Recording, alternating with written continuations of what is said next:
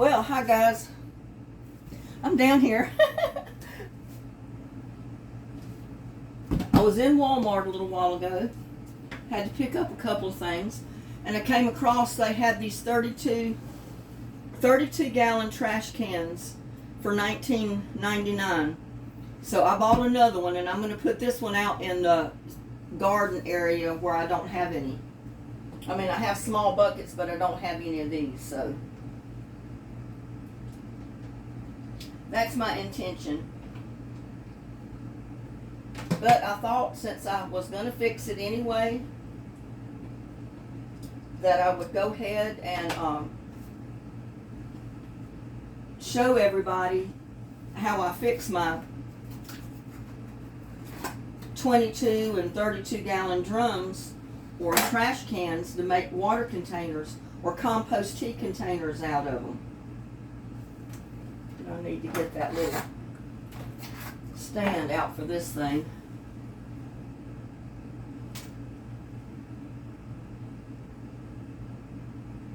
Because it does get hot, and you don't want to touch that thing when it's hot.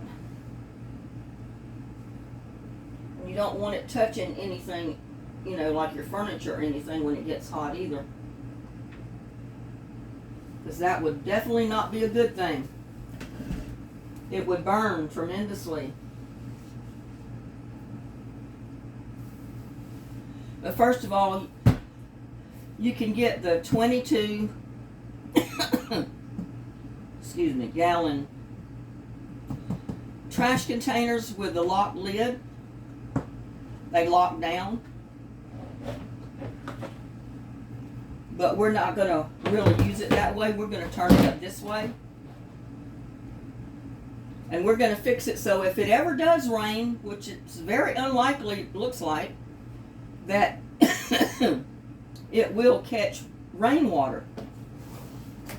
Other times we can either leave it like this, or we can turn it over this way and lock the lid down. So you don't want your open containers, your water compost tea containers, you don't want them open because that just makes mosquitoes. So you always want a lid on of some kind. That's the reason I always buy the trash cans with the locked lids, because I know I'm going to be using the lids. Now, as soon as I get this soldering iron heated up, I'm going to, well, it's already hot. Basically what I'm doing is making me a hole. I'm going all the way around it in the center, just cutting that little disc out. And it's real easy to do once this thing is hot.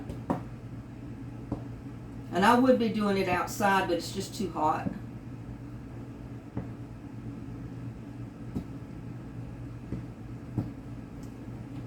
I mean, I guess you can see what I'm doing up there.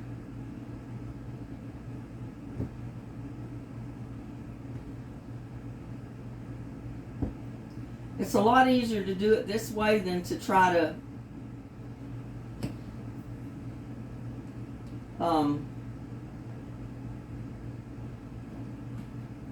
cut your lid, cut a hole in it. Because if you try to cut a hole in it, you'll probably just break it. And we don't want to do that. Woo!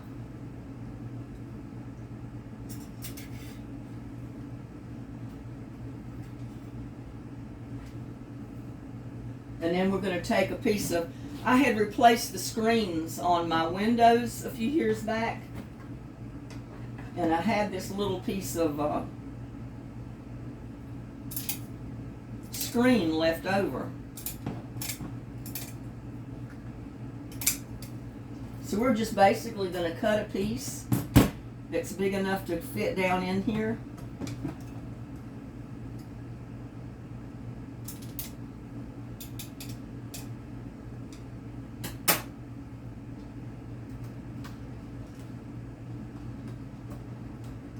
And then we're simply going to go around it with hot glue and glue it. Whew, that thing is smoking. that little bit of, see if I can get some of it off while it's hot. You don't want that thing to touch your finger though, because it will burn.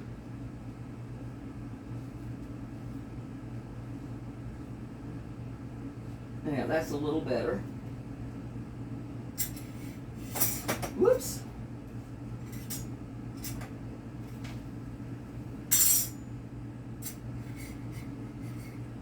I'm going to go ahead and unplug it because we don't need that anymore. What we need now is our hot glue gun, but it's got to get hot. And it's almost there. And basically just go around your screen. It's easier just to kind of coat your screen with it at first to make it stick.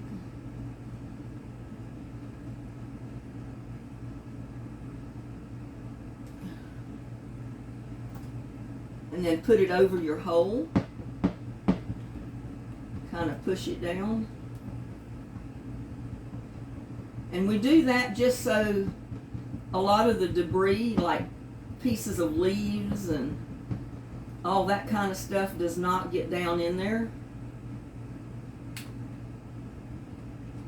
But it will let rainwater through.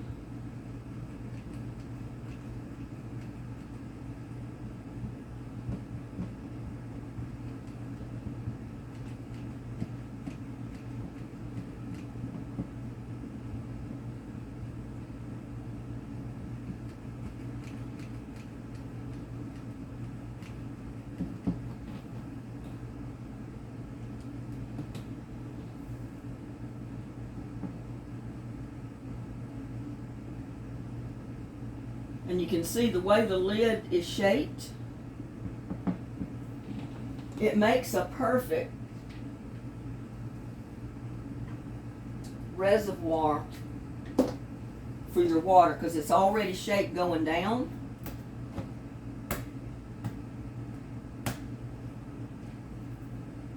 And then the part in the center is even lower. So it's great for when it rains, it's just going to all run to the center anyway. And you can see how I did that. Right in the center. You don't want to put it on the outside up here because well, I could have put it on the outside, but you know, if it gets full and you don't want it to run over and it's still raining, you can just lock your lid down. Lock your lid down so it doesn't come up, and you can even cover that with something, piece of tape or anything, temporarily, so no more water goes down in there. But even leaving it like this, you don't have the reservoir to where it's catching the rainwater to where it goes to the center. It'll more or less go all over the sides. But you fill it up with your water and put your food scraps, you know, like your greens and all this other stuff in it.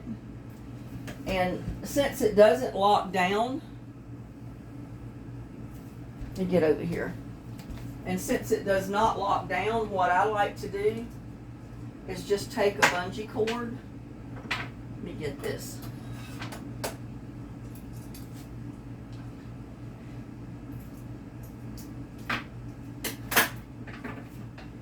Just take a bungee cord and hook it on your handle on the outside. Bring it over.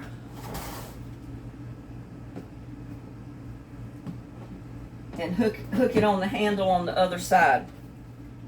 And what this is going to do, and I didn't get it straight.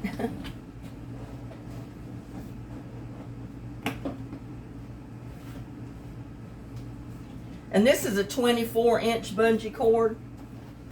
But what that will do will keep your lid secure. So when the wind blows, it doesn't blow your lid off since it doesn't lock upside down.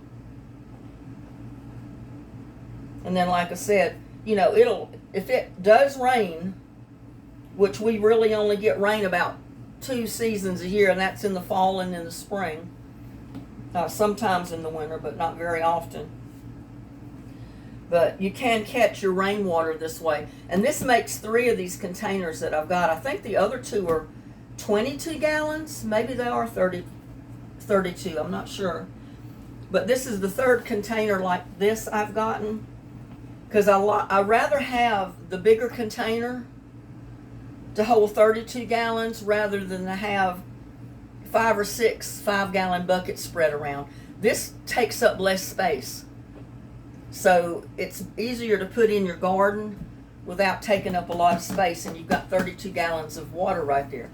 So with about the 150 gallons that I've got stored now, this is another 32 gallons added to that. So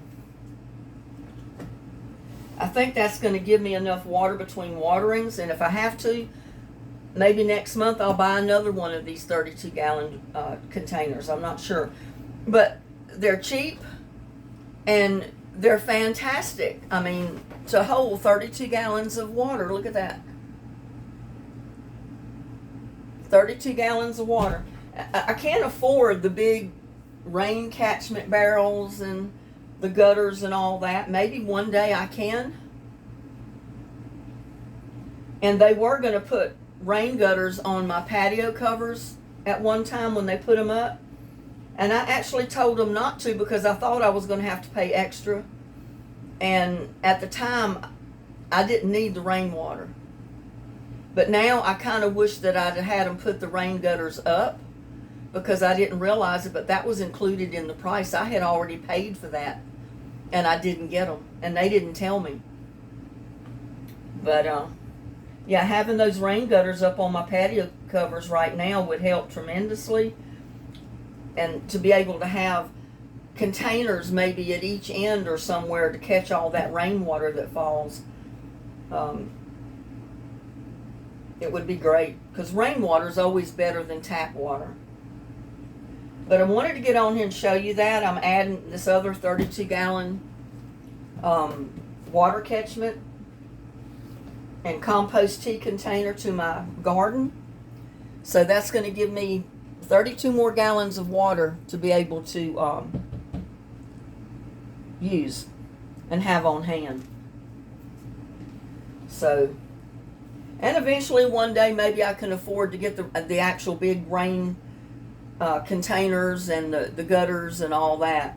But like I said, we hardly ever get rain here, and when we do, I mean, it usually floods because it rains nonstop, and then it goes for months on end and no more rain. And that exactly what causes our flooding here is the fact that it goes for such long periods of time with no rain. The ground gets hard, it cracks, and so when it does rain, it makes it hard for that rainwater to soak up in the ground very fast. It runs off basically. So when we get hours of nonstop pour down rain, everything floods. And I'm fortunate that I'm up on this hill. I mean, there are pros and cons to living up on the top of a mountain. I'm on the very top of it. The con is the ground doesn't hold moisture. It drains on to lower ground. But the benefit to that is my yard doesn't flood. I don't have to worry about floodwaters coming up here, because everything in this whole county would flood for me to flood up here as high as I am. So, yeah, I just wanted to get on here and show y'all this. If you need water catchment containers, you can't afford the actual water containers, the big ones, they're about $100 each. And they don't really hold a lot more than these do anyway. But if you need water catchment containers, this is a great way to do it. Get you some 32-gallon trash cans and flip the lids over, put your hole in it so it'll catch water, and just set them out in your garden. And I try to keep compost tea in mine at all times, to where if it's not my water day and I need to water a plant, I can just dip water right out of my containers. And I do fill them up on my watering day. I make sure they're full then. And you can always add like a cup of black cow to this, mix it in, and when you're watering your plants, you're fertilizing them at the same time. Or fish emulsion. anything like that. Your compost is fertilizer to begin with, but you can always add more. You know, I never tell people don't fertilize your garden, but the best way to do it is either with fish emulsion, compost tea. Throw fish in your barrels. I do if I can catch them. I haven't been able to catch any fish lately. It's been too hot. I mean, when it's 107 degrees out there, guess where the fish are at? They're out in the middle of the lake on the bottom where the water's cool. They're not up close to land. So, and they don't usually bite. Not when it's that hot. So, just want to get on here and give y'all that little bit of advice, showing you what I'm doing. I'm adding more containers to my garden. I hope y'all do too if you need the water. You know, there's no telling when this water restriction's going to end. It's just like never ending. And I don't care about my grass or weeds growing in the yard because I don't want it. I don't want to have to mow. But I do want to keep my trees and my plants alive. I want to keep my vegetable garden alive. And this is about the only way I know to do it. And stay within the restrictions we've got. So, with that, please like, share, and subscribe to my videos. Y'all have a blessed day. I'll see you on my next one. Bye now.